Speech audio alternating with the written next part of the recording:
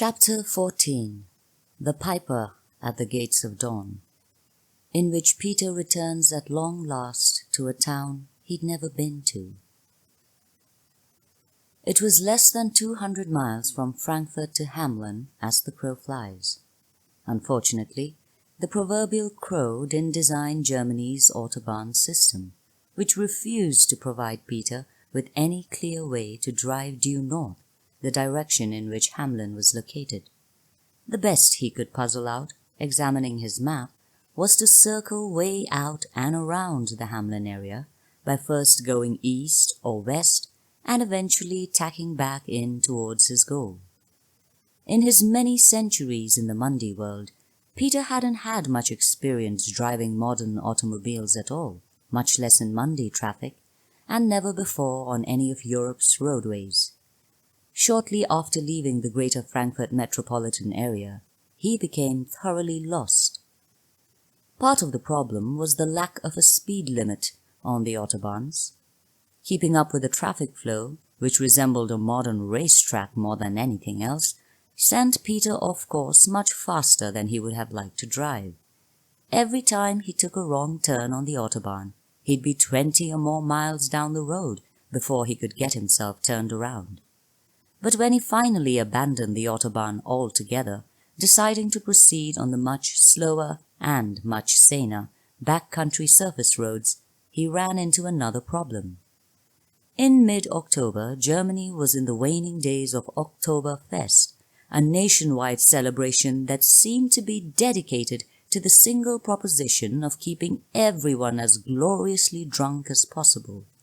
In every small town and village where he stopped to ask directions, the happy townsfolk would press giant complimentary mugs of beer on him as an essential prerequisite to even the most cursory of conversations.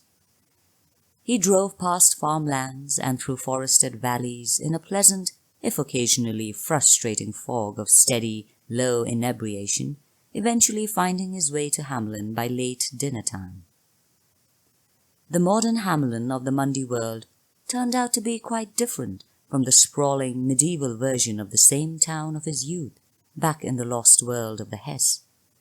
It wasn't just a matter of the streets full of cars, the ubiquitous electric lights and modern construction, though that was certainly part of it. It was more the attitude of preserving the old ways by fiercely embracing the new. When Peter found a restaurant near the gates into the old part of town that looked like it might provide a decent supper, he quickly discovered that there was literally no place to park. Parking wasn't allowed anywhere on the street, in order to preserve a more picturesque downtown, he later learned, but there wasn't a parking garage to be found either. Eventually a policeman directed him to the nondescript entrance of what turned out to be an underground parking facility, where huge, computer-powered robot arms took his car and stored it in a tiny metal slot, which was one of hundreds of such slots in what looked like a giant subterranean missile silo. The complex was more than 20 levels deep, and Peter stood at the top of it for more than an hour, watching in fascination as the robot arms slid up and down the sturdy central rail, continuously storing and retrieving cars, never making an error, never so much as scratching one of the vehicles. I thought I'd be coming home in a way, but this version of Hamelin is no place I ever knew, Peter said, watching the slots loaded and unloaded in a matter of seconds. "Excuse me?" the garage's computer operator said. "Nothing. Never mind." After dinner, Peter retrieved his car and drove to the hotel he'd booked the night before from Frankfurt. It was located just a block outside of the walled old section of the city on the eastern side of town. It was a 4-star hotel called the Mercury and was reputed to be the most elegant place to stay in Hamelin. But, as Peter discovered when he drove into its lot, it looked like a jumbled, haphazard construction of a learning-disabled child's building blocks. "Too much modernity for me for one day," Peter explained to the desk clerk when he stepped inside to cancel his reservation. He had the clerk book him instead into the best room available at the Himmelschenberg, a converted medieval castle just a few miles out of town. "This at least resembles the other Himmelschenberg castle I remember from my home world," he said, while driving into its courtyard, with no one else in his car to overhear him and perhaps wonder at his meaning. "Maybe a touch smaller, though." That night Peter had trouble falling asleep, despite the room's overdone luxury. After a time he gave up and spent the rest of the night writing a long farewell letter to Beau, in care of the Woodland building in Fabletown, and only to be hand-delivered to her once it was certain he was dead and never to return. When he was done, he showered and dressed, carefully secreting all of his diverse instruments of death and mayhem into the various hidden pockets of his best brown suit. Then he checked out of his room, still in the dark hours of the morning, asking the night clerk to provide him with an international stamp and then post his letter for him. He retrieved his rental car from the very ordinary countryside parking lot and drove into Hamlin, where he once again surrendered it into the care of the all-night robotic underground automobile storage silo. Taking Frost and its case with him, he walked the half-block to the high-arched gateway that separated modern Hamlin from the oldest part of the town. Just at the first light of dawn, Peter Piper stood outside the gate, looking up at the bas-relief sculpture on the gateway arch over his head.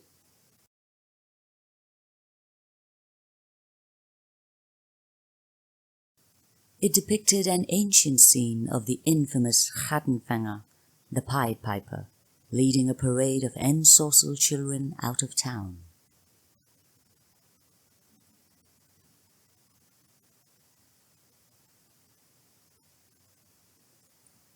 Chapter 15, The Pied Piper, in which Max perfects his craft and then visits Hamlin, where he does wondrous and terrible things. From that day on, Max lived alone in the Black Forest, wearing not a stitch of clothing and dwelling under no roof save the canopy of green branches overhead.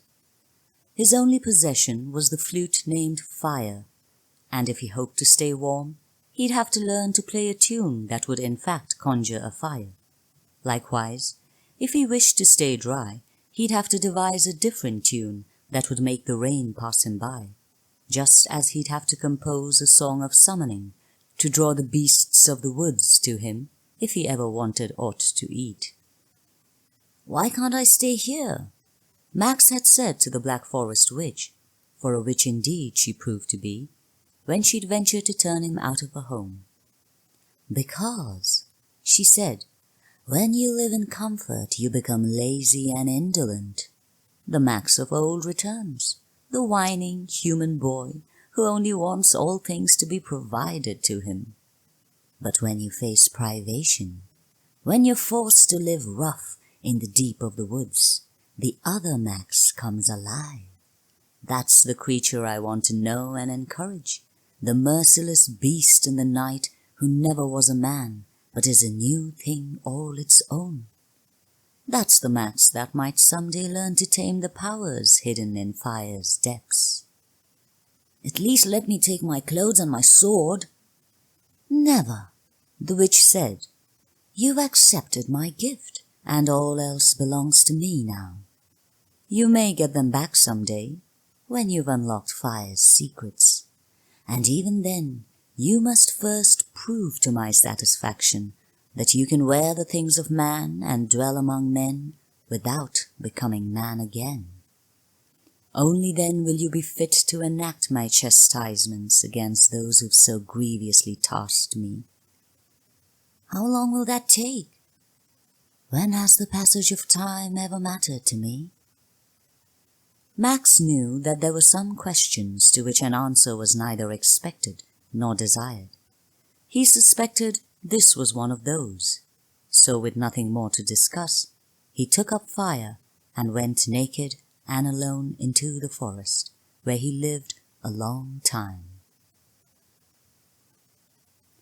Once a year, on the evening of the Hexennacht, Max was allowed to return to the witch's house. On his first visit, he demonstrated how he'd learned to set fires and control the rains, making them appear and dissipate at his desire, all at the command of the many haunting tunes he'd crafted. He could make any animal of the forest flee from him, or else come to him and sit passively within arm's length while he took up a sharp stone and killed it for his supper. This too he showed to her. "I'm not impressed," she said. "Where's the true mastery? Why is it you need to take up a stone to kill and strip the flesh? Why haven't you composed a more subtle tune that will not only cause the animal to come to you, but to expire at your feet, and then to be magically cleaned and cut for your cooking spit?" So Max went dejected back into the woods. On the second year's encounter, Max showed how he could make a full prepared dinner appear out of nothing at all. He sat at an elegant table, covered with a white cloth of fine linen, and dined on a dozen gourmet courses, served on platters of pure silver. When he was done, and the table and the silver and all of the scraps vanished into the nothing it had once been, all she said was, "You look silly, sitting naked and filthy at a fine table. Pick the twigs out of your hair. And is that supposed to be a beard, trying to dress your chin?" And so it went. Year after year he presented himself at the witch's house, but each time she turned him away on some pretext or another. Then, when 7 full years had come and gone, Max returned once more to the witch's dwelling.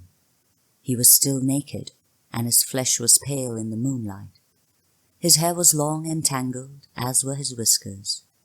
His eyes were dark and shadowed. He held fire in one hand, and it seemed by then to be a piece of him. He appeared out of the dark of the woods, but he didn't knock at a door, nor did he call out. Sitting by a fireplace in the comfortable chair of which she was most fond, reading by the fire's homey light, an odd feeling came over the witch. She marked her place in the book and set it aside. Walking to the door, she said, "Be on guard," to the fat yellow tom with its many scars of battle. Opening the lion-headed door, she looked out to behold Max, standing in the middle of the road, regarding her with terrifying eyes. "I'm finished dancing to your tune," Max said. "Then why are you here?" the young girl said. She sensed many shadowed things at the edges of the forest, large and deadly shades, not entirely part of this world, lurked just out of sight, hungry, restless, and straining to be set loose. "I've returned for my things." "And so you shall have them," she answered, "for you've finally become all I had hoped. Now at long last you can re-enter the world of men and conduct my mortal affairs." "Do you think so, after so long?" "Of course. All 3 knights of the road are still in Hamlin, where they flourished, rising to diverse positions of power and authority over the city and its outlying districts, for leagues in every direction. My many spies have kept them under close scrutiny for all these years. They've each married and sired children on whom they dote. And this is where my vengeance will fall, because simply killing them long ago wouldn't have done. They wouldn't have suffered near enough. Instead, I will now deprive them of that which they love most." "You misunderstand me," Max said. "I was asking how you can still expect me to do your dirty business after so long. I've learned too much from fire, perhaps more than you anticipated. Now I control powers and forces from far beyond the lands we know. How do you imagine you can continue to bend me to your will? What can you possibly do to threaten me now?" "Nothing much, I suppose," she said. For the first time in countless years, the witch felt the alien touch of concern for her own safety. He has indeed surpassed all that I'd expected, she thought. How much power is bound up within that one small device? But here's one talent I wonder if you've managed to master, she continued. Her calm voice masked her unaccustomed anxiety. In all the years you've played with fire and played upon it, have you ever tried to use it to locate Frost and the brother who keeps it from you? And if you've tried, have you ever succeeded? What are you getting at, woman? Only this. I know where Frost is. For all these years that you've been learning the ways of fire, I've been doing the same with Frost, always from a discreet distance, of course. It's a wonderful and ancient thing, and for all its raw power, fire will never be able to find it, because Frost, though less powerful, is more ancient and more cunning. Peter and his flute are forever invisible to you. But not to you. Exactly so. And therein lies a new bargain. You've unearthed the full measure of it, she said. At the height of summer, in the 9th year of its occupation by foreign invaders, a stranger presented himself at Hamelin's easternmost gate and demanded entrance into the town. He was dressed in a feathered cap, a newly cleaned and mended suit of bright colours, over which he wore a long pied jacket, all of which seemed much too much of a muchness, both in its riot of colour and the sheer totality of stifling cloth, for this was a very hot day. But the man appeared not at all affected by the heat. He had long hair and a long beard, both of which were all a tangle, and he had wild, angry eyes that were never the first to look away. He carried a long red flute and nothing else. "I'm Max the Piper," he boldly announced to the guards at the gate, "and I've come to confer with your town fathers." Now, by this time, the freedom to hear and play music had been restored to Hamelin, among various other liberties. Things had settled down over the years, as things will. Day by day and year by year, the townspeople gradually grew more cooperative as they acclimated to their new lives, lived in service to their new lords. In time, the new way seemed to become the natural way.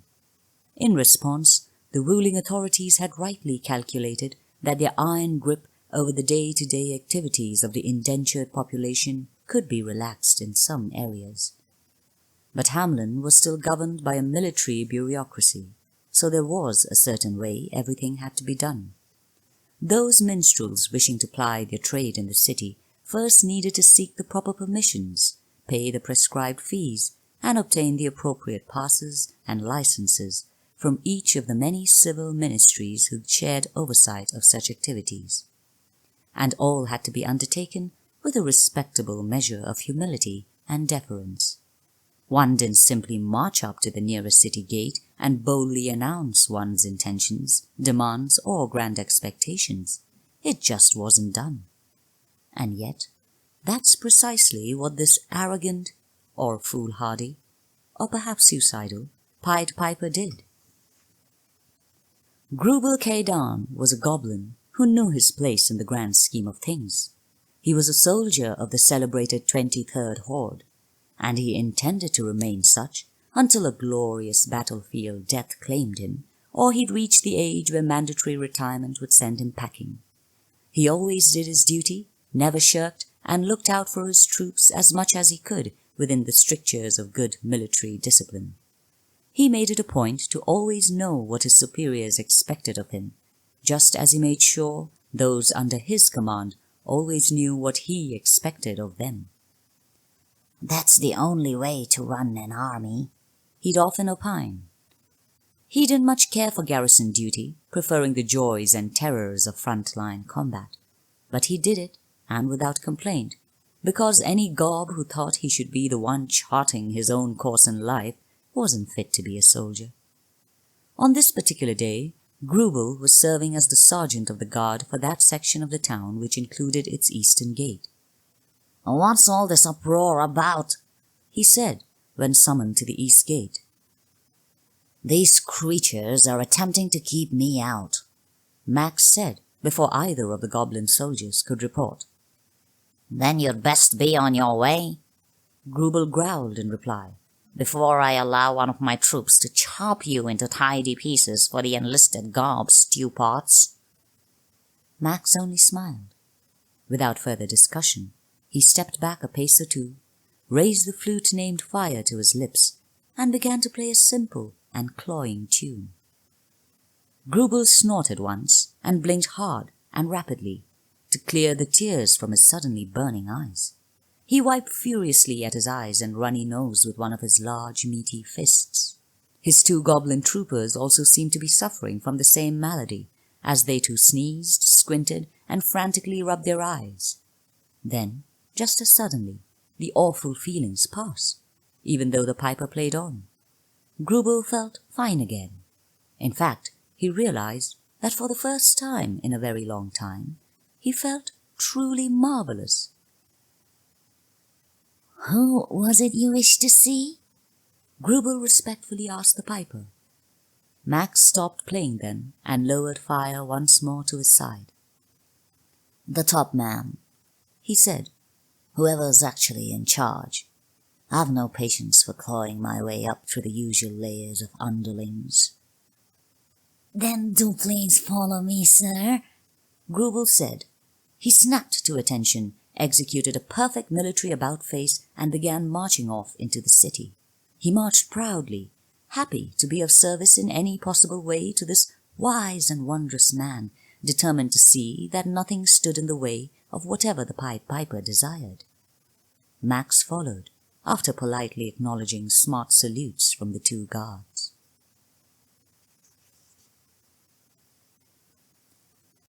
"Mere quarters won't do," Max said, "no matter how lavishly appointed. I want an entire house all to myself, and make it a fine one, the best that the town can provide. I'll expect servants, including butlers and valets, maids and housekeepers, and coachmen, of course, to operate the expensive coach you'll also provide. And what else? Oh, yes, I'll require only the best cooks, exclusive to my needs." He could, of course, continue to magically summon the most exquisite food for each meal, but that seemed a waste of Fire's many abilities. Each time he drew power from Fire's deep well, it wearied him, often for hours afterwards. Better that he learned to save Fire's miracles for more important tasks. "Excuse me," Lord Deirdrick interrupted, when it looked as if the oddly dressed stranger seated in his office was about to continue listing his incredible demands. "Why would I even consider providing any of these things to you? I am still not sure why anyone even agreed to show you in here." This was the same Sir Deirdrick. That was one of the 3 knights of the road, so many years past. But as well as being a knight of the 23rd Horde, he was also a baron now, and in charge of the city's civil administration. He wore a fine suit of imported green silk, which had his nobleman's crest of vines sewn on its breast. In addition to Max, fat old Wenzel, the town's civilian mayor, sat in the room. The Empire liked to leave cooperative local officials in charge whenever they could, to preserve the illusion of local autonomy. Mayor Wenzel turned out to be so completely cooperative with the invaders that he was allowed to sit in on important meetings and even administer some civic duties on his own. "You provide me with all of these things and more," Max said, "because I am a powerful sorcerer. I can do many things of benefit to you and your empire, and should be rewarded in kind."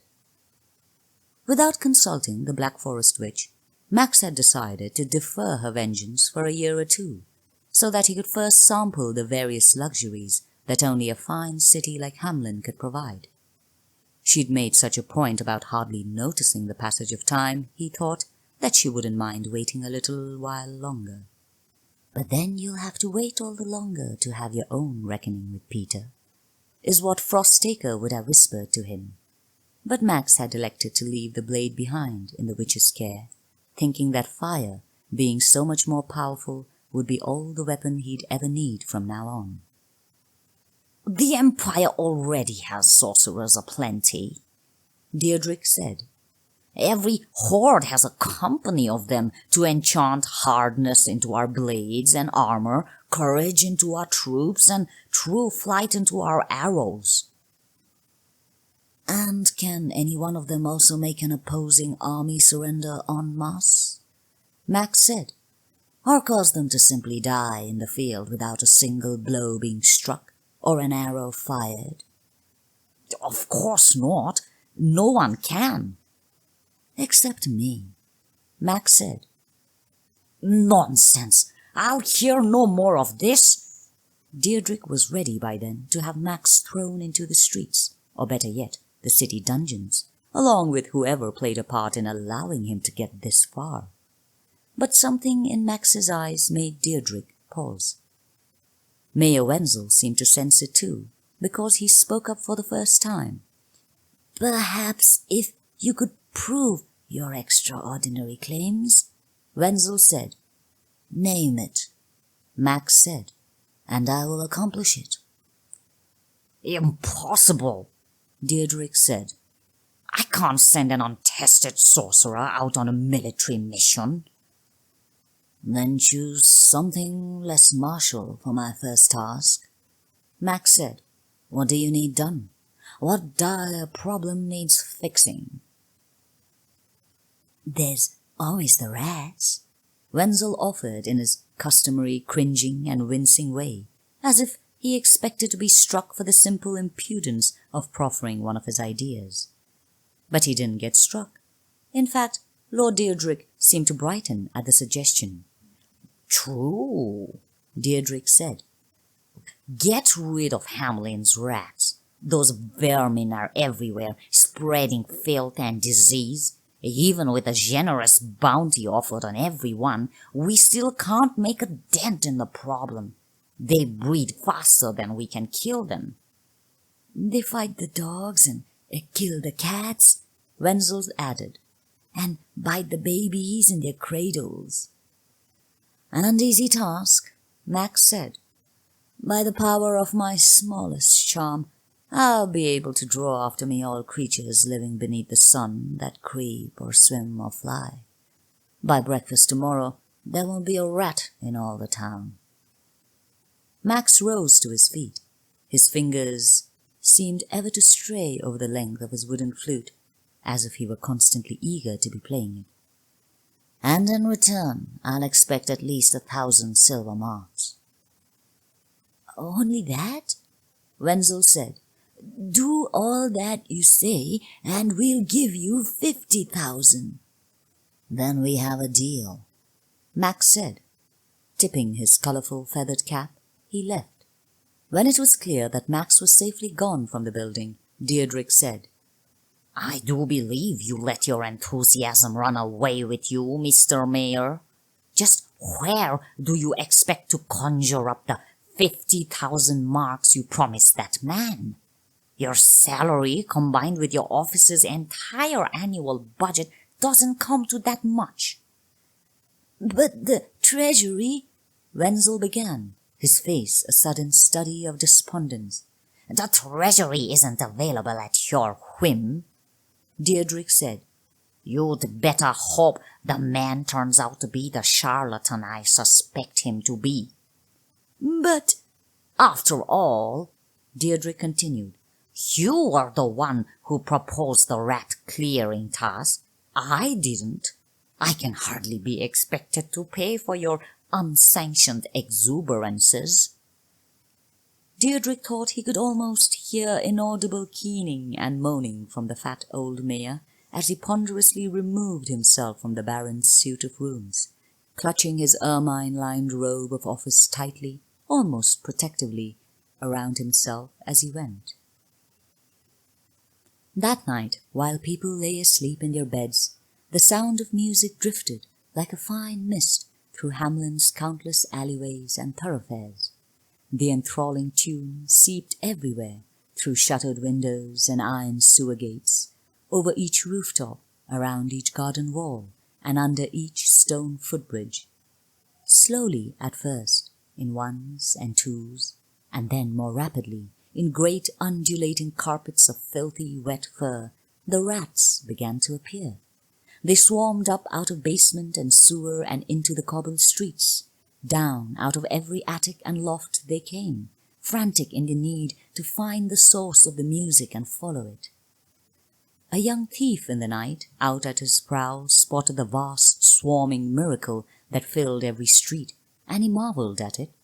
He was called Court, and was one of King Irwin's secret brotherhood of cutpurses. He sat atop one of the high walls surrounding the grounds of the Cathedral of St. Nikolai, watching the endless parade of rats, and listening to the soft tune that seemed to come from everywhere and nowhere.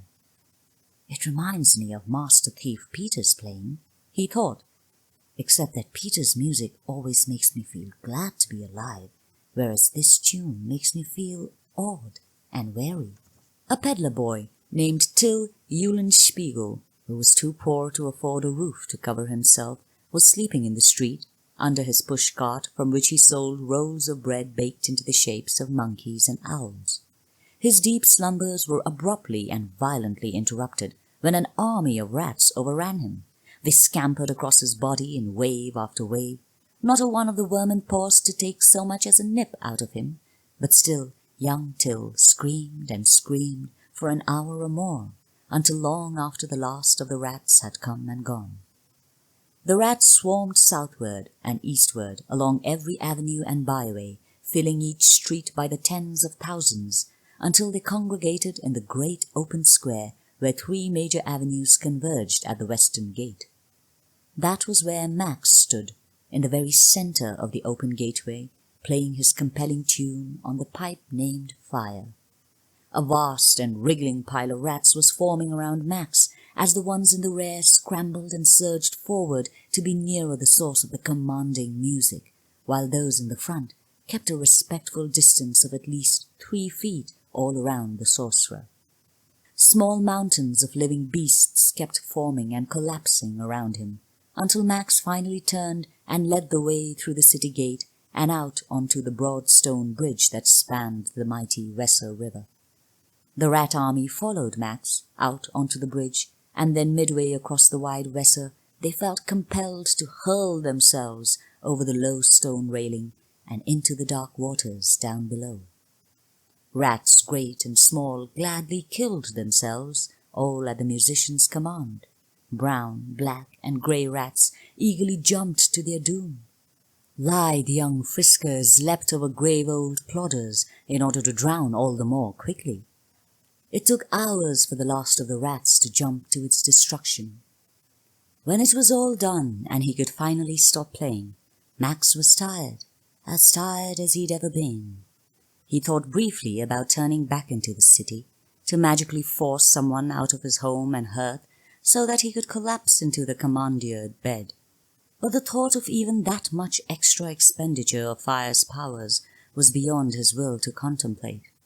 Instead, he continued across the rest of the bridge and into the forest that girdled the far bank. "It's the full flush of summer," he thought, "and I'll be warm enough in the open." As soon as he was just a few paces into the woods, where he was sure to be unobserved by any passer-by, he dropped like a stone into the underbrush and fell fast asleep. 18 days and nights passed before Max woke and presented himself once again at Hamlin's City Hall. "Gone?" Max shouted. "What do you mean my money's gone?" Mayor Wenzel fairly quivered with fear, but somehow summoned the courage to answer the mad-eyed piper. "When you never showed up to collect it, the money went back into the city treasury. Since then it's been spent on other vital necessities of the community." Baron Deirdrick sat silent in the room, behind his big oaken desk, perfectly content to let Wenzel spin his web of lies and impromptu fabrications. In fact, he almost admired the old man's alacrity at being able to create so many reasonable-sounding falsehoods so quickly. Then again, Deirdrick reminded himself, to keep this moment in mind the next time Wenzel came to him with his usual excuses and prevarications for things not done. "But I'm here to collect my reward now," Max yelled. "Too late," Wenzel whimpered in reply. "The documents have already been filed and the accounts closed. You should have been more prompt, young man. There's simply nothing we can do. If you still feel you have a grievance, it's a matter for the courts now. But of course, you'll have to wait for an opening in their schedule, which is always quite full.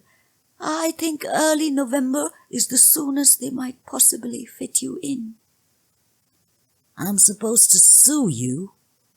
Not me personally. It's the city of Hamlin you need to contest against, which of course is part of the Weser Mountains region, which is part of the Greater Southern Saxony Administrative District, which, well, your lawyer will explain all of that to you. Basically, it's the empire you have to sue, but I caution you to proceed most carefully, young man, because those who undertake legal actions against the empire tend to wind up in dang dungeons, or worse. Wenzel's voice dripped with sincere concern over Max and his dilemma. "I have no intention of suing you," Max said. "As unfortunate as the situation is, I think that's the wisest choice." "I intend to destroy you." "Now, see here, there's no cause for that sort of talk. We're all civilized gentlemen and—" "Wrap this up, Mr. Mayor," Deirdre finally interrupted. "I have other appointments waiting." And when Max turned his evil glare towards him, he said, "And you better watch what you say. Threats against public officials are a crime against the Empire, even those directed against useless ones like our dear mayor. And see that you don't darken my door again. This trick you did, ridding our town of rats, was sweet enough, and you should be commended for it, but I don't see that it has any military applications, so in short, we've no further business with each other." Max was silent for a long time.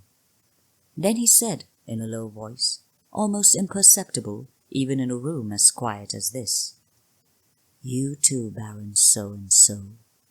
You don't escape blame in this matter. After tonight, you'll both regret the despicable way in which you treated me today, for I realize now that it's high time to enact the witch's vengeance, after all." "Get out now, or I'll call my guards!" Deirdre fairly screamed. "Call whomever you wish," Max said. "It makes no difference to me." But he left all the same. Wenzel was surprised to see the usually bold Baron Deirdre do nothing but tremble behind his desk for some time, whether from fright or rage was beyond his powers to discern. Something in that odd boy's eyes, though, he thought. There was definitely something troubling there. That night, low, sorrowful music played again in Hamlin, filling the enraptured air. But this time, no rats responded to it. This time, it was the town's children who were affected. Before the third note sounded, a child stepped out of his mother's house into the street, then another, and another. There was a rustling throughout the city as first one door and then another cracked open. There was the slithering sound of leather slippers sliding over the hard surface of the streets, and also the sharp talk of wooden shoes against the cobbled stones. Tallow-haired boys and rosy-cheeked girls walked serenely, or scampered excitedly, or even skipped merrily. The smaller ones ran to keep up with the larger ones.